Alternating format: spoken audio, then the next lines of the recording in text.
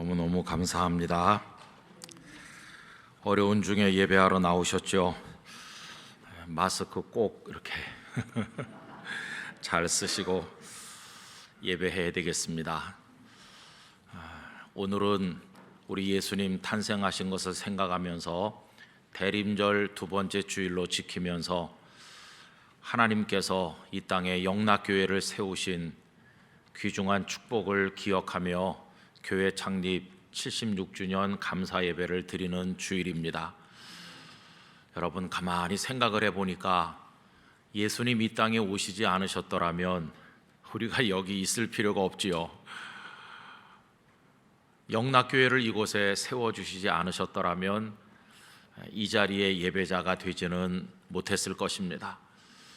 가정에 계신 성도들도 다 여기 지금 연결해서 여러분들의 영혼의 안테나를 여기다 맞추고 함께 예배하시는데 영락교회가 있지 않았더라면 없었을 일입니다. 또 우둔한 우리들의 영혼 속에 지혜와 계시의 영이신 성령님께서 오셔서 깨우쳐 주심으로 하나님께서 아버지 되심과 예수님께서 우리의 구원자 되심을 알고 믿게 하시지 않으셨더라면 우리는 죄 가운데 허덕이고 있을 터인데, 우리를 택하시고 부르셔서 하나님의 자녀 삼아 주신 그 은혜가 얼마나 큰지 말할 수 없습니다. 여러분, 이 큰 은혜를 우리가 받았습니다. 오늘 마음을 다해 예배하는 가운데 하나님께는 영광이 되고 우리에겐 큰 은혜와 기쁨과 평강이 충만하기를 간절히 기원합니다. 예수님 탄생하신 성탄절기니까 당연히 우리의 시선이 예수님께 집중됩니다. 그런데 마태복음 또 누가복음 예수님의 성탄 사건을 읽어 내려가다 보면 우리의 시선은 예수님께만 집중되는 것이 아니라 그 첫 번 성탄에 관련되었던 몇몇 분들의 삶과 헌신에도 우리의 시선이 미치게 됩니다. 옛날에 주고받았던 크리스마스 카드를 생각을 해보십시오. 아주 전통적인 카드는 대개 이렇습니다. 한가운데 마리아가 예수님을 안고 앉아있고, 그리고는 그 앞에 동방의 박사들이나 목자들이 엎드려서 경배를 드리고 있습니다. 그리고 카드 양쪽 구석에는 천사들이 그려져 있고, 또 카드 아래쪽 이쪽 저쪽에는 양이나 염소가 한두 마리 그려져 있습니다. 그리고 빼놓을 수 없는 한 사람이 있는데, 마리아 등 뒤에서 지팡이 하나 짚고 말없이 묵묵히 서 있는 한 남자가 있죠. 여러분, 그 사람이 누굴까요? 예수님의 양부로 하나님 앞에 자신을 바쳤던 요셉입니다. 어려서 주일학교 다닐 때 성탄절이 되면 교회에서 연극을 많이 했는데 매년 비슷한 연극을 하지요. 그런데 이상하게 선생님께서는 언제나 저에게 요셉 역할을 하라고 했습니다. 한편으로는 좋고 한편으로는 떨떠름했습니다. 좋은 것은 제가 좋아하는 여자애가 마리아를 하기 때문에 그래서 좋았어요. 맺어지잖아요, 둘이 요셉과 마리아로. 얼마나 좋아요. 근데 떨떠름한 거는 어떻게 된 일인지 요셉은 아무 대화가 없어요. 대사가 하나도 없어요.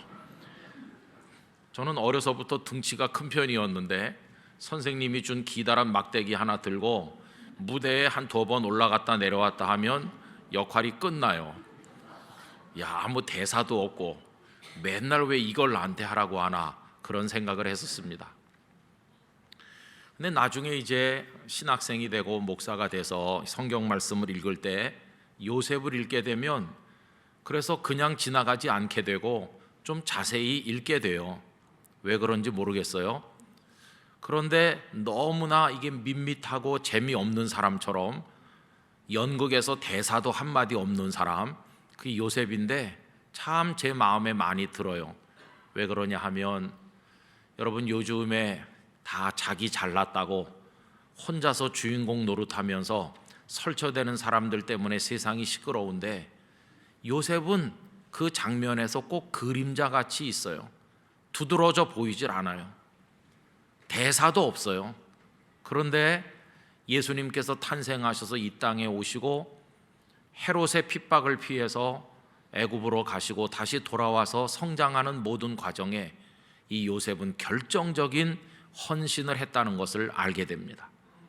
그래서 요셉처럼 한쪽 구석에 있는 듯 없는 듯 하지만, 대사도 한마디 없는 것 같지만 정말로 소중한 헌신을 하나님께 드리는 신앙생활을 우리도 해야 되겠다, 이런 생각을 하게 되었습니다.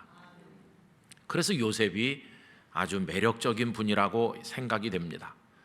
그런데 여러분, 이 마태복음 1장과 2장에서 요셉의 이름이 언급되는 곳에 꼭 같이 등장하는 동사가 하나 있는데, 다른 게 아니라 일어난다 하는 동사입니다. 오늘 읽은 짧은 본문에도 여러분 14절 말씀을 같이 읽어보실까요? 요셉이 일어나서 밤에 아기와 그의 어머니를 데리고 애굽으로 떠나가라고 되어 있죠. 여기 에게이로라고 하는 이 동사, 일어난다는 동사가 성경에 굉장히 많이 나오는데, 이 요셉의 행동과 연관돼서는 꼭 그 앞에 일어나 이렇게 나오고 있습니다.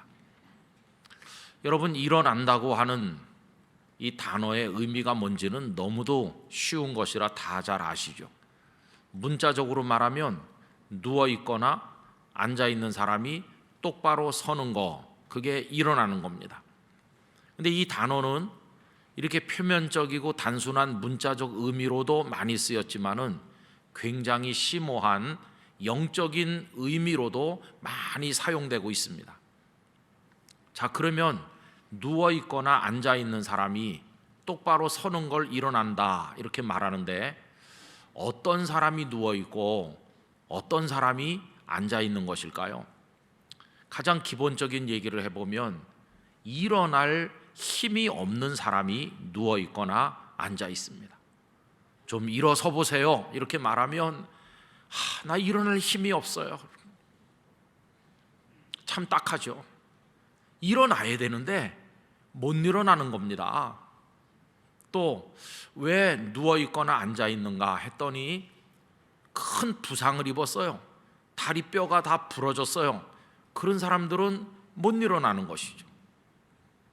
그런데 여러분, 우리가 세상을 수십 년 살면서 그 거친 세파를 헤치고 나오다 보면 여기저기서 부딪히고 깨지고 부상을 입고, 뿐만 아니라 내 심신이 다 탈진되고 지쳐서 쓰러진 사람과 같을 때가 얼마나 많은지 몰라요. 저도 영락교회 성도님들 소식을 여기저기서 교육자들에게 접해보면 쓰러진 이야기가 너무 많아요. 질병으로 인해서, 삶의 여러 가지 실패와 고통으로 인해서 일어설 힘이 없는 이들이 얼마나 많은가. 그런데 여러분, 우리 주님께서는 우리를 일으키시는 분으로 이 땅에 탄생하여 오셨습니다. 삶이 지치고 피곤해서 일어날 기력이 다 소진된 우리들에게 오셔서 일어나라고 말씀하시는 거죠. 여러분, 복음서 말씀을 보면 쓰러진 자들에게 힘을 주시고 부상을 입은 이들, 아픈 이들을 치유하셔서 일으켜 주시는 예수님의 이야기가 얼마나 많이 나와 있습니까? 그거 다 말씀드리자면 한이 없겠는데, 한 가지만 말씀드리면, 요한복음 5장에 베데스다 연못가에 예수님 가셨을 때 무려 38년 동안이나 병든 채 거기 누워있는 불쌍한 사람을 만나시지 않으셨습니까? 여러분, 38년 같으면요, 예수님께서 이 땅에 탄생하시기 여러 해 전부터 그 사람은 벌써 병들어 누워있는 거죠. 석 달만 아파도 얼마나 고통스러운데 38년을 일어설 기력이 없이 그 사람은 널브러져 있었어요. 그런데 예수님께서는 그 사람에게 일어나라고 말씀하십니다. 그래서 거기 요한복음 5장 8절 예수께서 이르시되 일어나 네 자리를 들고 걸어가라 하시니, 여러분, 주님은 우리에게 말씀하신다고 믿습니다. 영락교회 성도들 중에 쓰러져서 일어날 힘이 없는 이가 있느냐? 일어나라, 이렇게 말씀하신다고 믿습니다. 그런데 주님의 말씀이 임했을 때 이 사람의 마비된 그 몸이 다 허약해진 그 육신의 구석구석에 새 힘이 생기면서 벌떡 일어나서 자리를 들고 가질 않았습니까? 여러분, 예수님은 일으키시기 위해서 이 땅에 탄생하여 오신 것입니다. 제가 오늘 영락교회 76주년을 생각하니까 마음속에 눈물이 났어요. 여러분, 영락교회는 왜 여기 배단위 전도교회란 이름으로 세워진 것일까? 바꿔 말하면 왜 주님은 여기 이 교회를 세우셨을까? 오늘 말씀과 연결해서 생각해 보면 영락교회를 통해서 쓰러진 이들을 일으키시기 위함이라고 믿습니다. 일전에 우리 교회 은퇴하신 장로님들 몇 분과 말씀을 나눌 기회가 있었는데 다 연세가 9순이 넘으셨거나 거의 9순에 임박하신 몇 분 장로님을 만났습니다. 그래서 여쭤봤습니다. 어떻게 영락교회 다니셨고 영락교회에서 어떤 은혜를 입으셨습니까? 어떻게 하다 보니까 한 분 한 분 차례대로 말씀하는 것처럼 이야기를 나누게 되었습니다. 그런데 거의 비슷한 이야기였어요. 해방 이후의 혼란기 속에서 혹은 6.25 그 전후의 고통 속에서 북한의 그 고향 다 잃어버리고 부모 형제 다 떠나서 호롤단신 여기 내려와서 살 희망이 없고 가진 게 아무것도 없고 아는 사람도 아무것도 없고 정말 희망 없이 떠돌아다니면서 그 인생이 다 쓰러진 사람처럼 일어날 힘이 없었는데 하나님께서 여기 영락교회로 보내주셨고 이 강단을 통해서 한경직 목사님 외치시는 그 복음의 말씀을 듣게 되었고 그 말씀이 마치 일어나라 이렇게 하시는 것처럼 들려서 쓰러진 그 인생에 힘을 얻어 일어났고 여기서 은혜를 얻고 여기서 주님을 붙들게 됐고 여기서 교회 장로가 되셔서 섬기게 됐고 사랑하는 후손들이 번성해서 손자 손녀가 결혼을 하고 아이들이 낳고 이게 하나님의 은혜가 아니면 뭐겠느냐고 그렇게들 말씀하셨어요. 그래서 알게 됐습니다. 영락교회가 여기 있는 이유는 하나님께서 이 교회를 통로로 사용하셔서 위로하시고 힘주시고 치유하시고 새롭게 하셔서 쓰러진 인생들을 일으키시기 위함이라는 것을 알게 되었어요. 얼마나 놀라운 하나님의 은혜입니까? 여러분, 그 말씀을 들으니까 제 부친도 예외가 아니라는 생각이 들었습니다.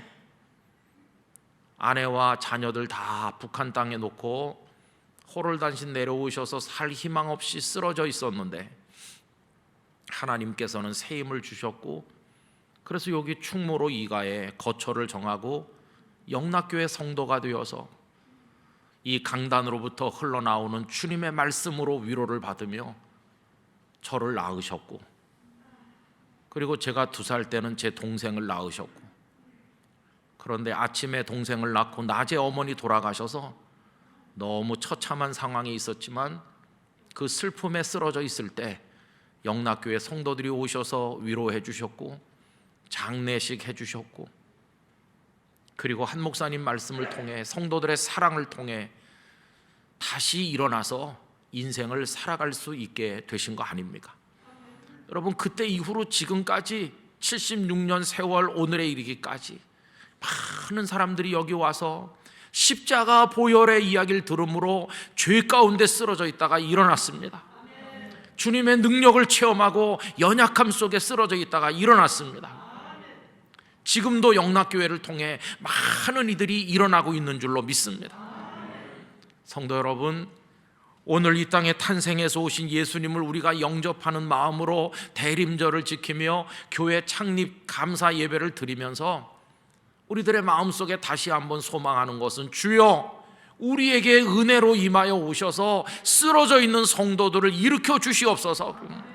저는 여러분들이 다 일어나게 되시기를 기원합니다. 일으키시는 주님의 은혜를 다 경험하시게 되기를 간절히 원하는 것입니다. 앞으로도 영락교회가 예수님 오시는 그날까지 이 땅에 건재하면서 많은 사람들을 절망에서 일으켜 세우고 생명으로 나아갈 수 있도록 하는 그런 역할과 사명 감당하게 되기를 원합니다. 여러분 잘 아시는 찬양이죠. 나의 등 뒤에서 나를 도우시는 주, 나의 인생길에서 지치고 고나여 매일처럼 주저앉고 싶을 때 나를 밀어주시네. 일어나 걸어라, 내가 새 힘을 주리니.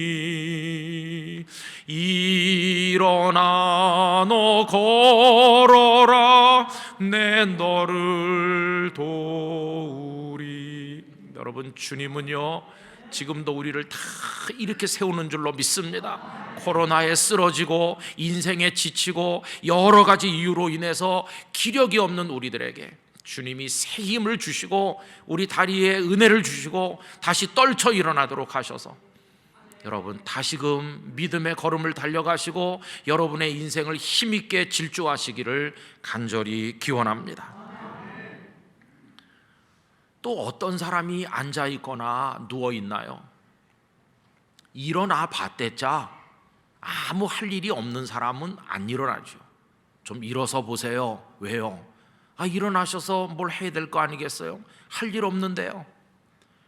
아니 인생에 목적이 있을 거 아닙니까? 난 그런 거 없어요. 일어나도 아무 할 일이 없어요. 그런 사람은 일어나지 않죠.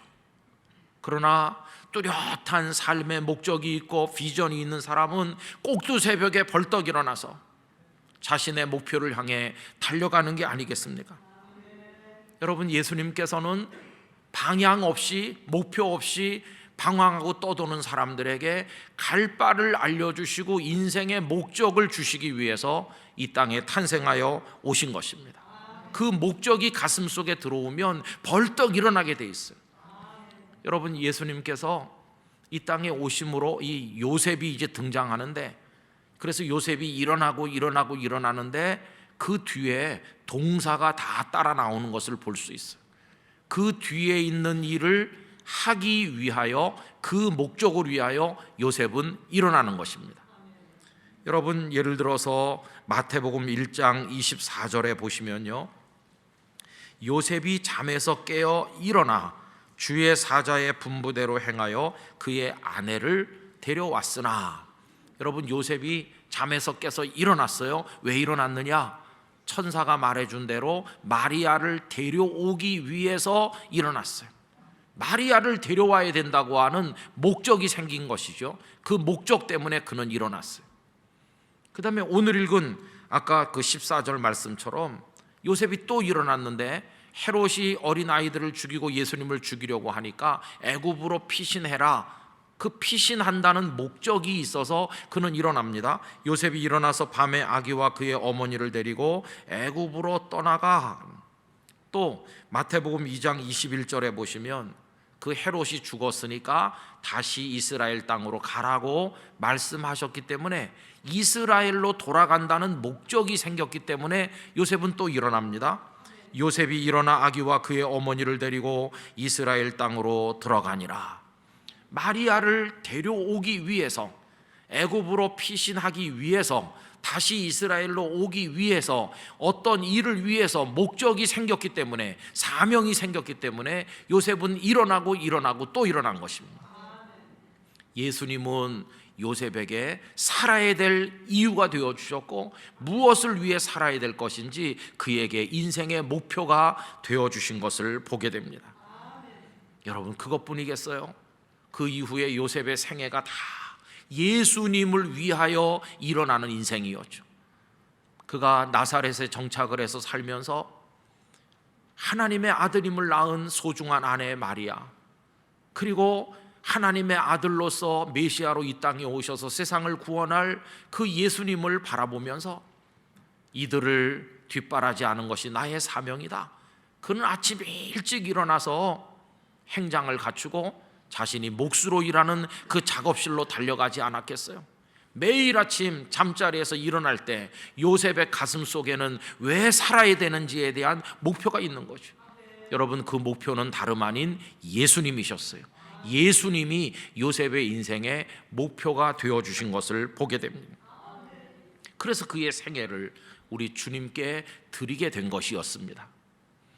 여러분, 예수님께서는 이 땅에 계시면서 일어나 봤대자 할 일도 없고 무엇을 위해 살아야 될지 모르는 많은 사람들에게 살아야 될 이유를 제공해 주셨습니다. 제자들을 불러서 사람을 낚는 일을 해야 된다고 목적을 주셨고, 하나님의 나라와 그의 의를 위해 살아야 된다고 그들의 인생이 무엇을 향하여야 될 것인가 그걸 가르쳐 주셨어요. 여러분, 제자를 부른 이야기가 복음서에 여러 군데 나오는데, 가버나움의 세관에 앉아서 사람들의 그 비난을 받으며 돈에 매여 살던 불쌍한 레위에게 이제 일어나서 새로운 목표를 향해 살도록 부르시지 않으셨습니까? 그랬더니 그가 순종하죠. 누가복음 5장 28절, 그가 모든 것을 버리고 일어나 따르니라. 누굴 따라갑니까? 예수님을. 무엇을 위해서요? 하나님의 나라를 위해서요. 그래서 이 레위가 마태가 되고 그의 가슴 속에 살아야 될 이유가 생겼는데, 그 이유는 다름 아닌 예수님, 바로 그분이셨습니다. 영락교회 성도 여러분, 탄생하여 오신 예수님으로 인하여 우리의 인생에도 목적이 생기기를 원합니다. 무엇을 위해 살아야 될지 그 꿈과 비전이 생기시기를 원합니다. 그걸 위해서 벌떡 일어나는 인생을 우리가 살아야만 될 것입니다. 가끔씩은 제자들도 일어나라는 말씀에 순종하지 못하는 실패자가 될 때도 있었습니다. 겟세마네 동산에서 일어나서 함께 가자고 하시지만 그들은 흩어지고 말았죠. 마가복음 14장 42절, 일어나라, 함께 가자, 보라 나를 파는 자가 가까이 왔느니라. 일어나서 십자가를 향해, 하나님의 뜻을 향해 같이 가자고 부르셨는데 다 흩어져 나갔죠. 여러분, 그동안 우리는 일어나라고 하시는데도 일어나지도 못하고, 함께 가자고 하시는데도 따라가지도 않은 채 이 땅에서 먹고 살고 있긴 하지만은 무엇을 위해 어떻게 살아야 되는지 의식하지 못한 채로 인생을 허송했을 때가 너무나도 많았습니다. 그러나 예수님께서 탄생하여 오시니 그 예수님으로 인해서 우리의 남은 시간 무엇을 위해서 어떻게 살아야 되는지 여러분들이 달려갈 목표가 분명하게 가슴속에 새겨지시기를 간절히 기원합니다. 저는 이 은혜가 영락교회에도 있어야 된다고 믿습니다. 하나님께서는 오늘날까지 우리 시대의 격변에도 불구하고 이 교회를 보존해 주셨는데, 이 서울 한복판의 영락교회가 건재하게 하셨는데 도대체 무엇 때문인지, 우리 교회가 무엇을 향해 달려야 될 것인지, 하나님께서 이 시대에 우리에게 주시는 사명이 무엇인지 모든 성도들이 기도하는 가운데 그것을 발견하게 되기를 원합니다. 일어나라, 함께 가자고 하시는데도 흩어지는 제자들처럼 되지 말고 모든 성도들이 한마음 한뜻으로 아멘 하면서 예수님의 말씀대로 일어나기를 원합니다. 잠들어 있는 성도들은 깨야 될 줄로 믿습니다. 타성에 사로잡혀 앉아있다면 이제 벌떡 일어나야 될 것입니다. 하나님께서 우리 교회를 통해 하시고자 하는 그 일을 발견하고 다 같이 달려가는 영락교회가 되기를 원합니다. 80주년, 90주년, 100주년을 향해서 하나님 주신 사명을 향해 달려가는 우리 교회가 되어야만 할 것입니다. 여러분, 예수님께서는 일으키시는 분으로 이 땅에 오셔서 쓰러진 자들 힘주셔서 일으키실 뿐만 아니라 일어나서 무엇을 해야 될지 모르는 자들에게 목적을 주시고 목적이 되어 주실 뿐만 아니라 일으키고 일으키는 예수님의 이 거룩한 사역은 어디에까지 이어지는가? 죽음의 자리에서 우리를 생명의 부활로 일으켜서 영생으로 나가게 하는 대로 이어지고 있는 것입니다. 여러분, 이 단어는요, 죽은 사람을 살려 일으킬 때도 똑같이 사용됐는데, 마가복음 5장 41절, 회당장 야이로의 딸이 죽었는데 예수님께서 이 소녀를 일으키실 때 이렇게 되어 있어요. 그 아이의 손을 잡고 이르시되 달리다굼 하시니, 번역하면 곧 내가 네게 말하노니 소녀야 일어나라 하시니라. 여러분, 예수님께서는 죽음에서 우리들도 일으켜 세워서 부활의 영생으로 나가게 만들어 주실 줄로 믿습니다. 또 마가복음 12장 26절 앞부분에도 죽은 자가 살아난다는 것을 말할진대, 여기가 바로 그 일어난다는 단어가 사용되고 있어요. 여러분, 주님은 이 땅에 오셔서 다 일으키십니다. 일으키고 또 일으키십니다. 그러다 마지막엔 죽음의 자리에서 생명으로 우리를 일으키실 것입니다. 이것을 위해서 주님은 십자가에 높이 달리셨습니다. 그분이 높이 달리심으로 세상에 쓰러졌던 많은 이들이 일어나서 주님의 사람이 되어 주님을 향해 찬송하며 달려가도록 만들어 주신 것입니다. 오늘 교회 창립 76주년 예배를 드리면서 또 우리 주님이 이 땅에 탄생하신 대림절 두 번째 주일을 지키면서 우리 모두 주님을 바라보기를 원합니다. 주님의 손이 성도님들의 손을 잡아 일으켜 주시기를 원합니다. 영적으로 다 쓰러지셨습니까? 새 힘을 얻으시기를 원합니다. 기뻐 뛰시게 되기를 원합니다. 그 은혜를 우리가 사모하기를 원합니다. 주여 나를 일으켜 주시옵소서. 우리 가정도 우리 교회도 일으켜 주시고 분명한 목적을 향해 주님 손잡고 달려가도록 은혜를 주시고, 그렇게 살다가 죽음에서 영원한 생명으로 일어날 때 영락교회 성도 모두가 그 생명의 나라에 참여하게 하여 주시옵소서. 그것이 우리의 기도요, 우리가 받아야 될 은혜요 축복인 것입니다. 여러분, 주님을 위해 달려갈 시간이 그렇게 많이 남은 게 아닙니다. 어두운 밤 쉬되리니 얼마 안 남았습니다. 아직 빛이 있는 동안에 우리의 모든 생명을 다해 영락교회의 모든 에너지를 쏟아서 다 같이 일어나서 주님 주신 목적을 향해 달려가기를 간절히 기원합니다. 다 같이 기도하겠습니다.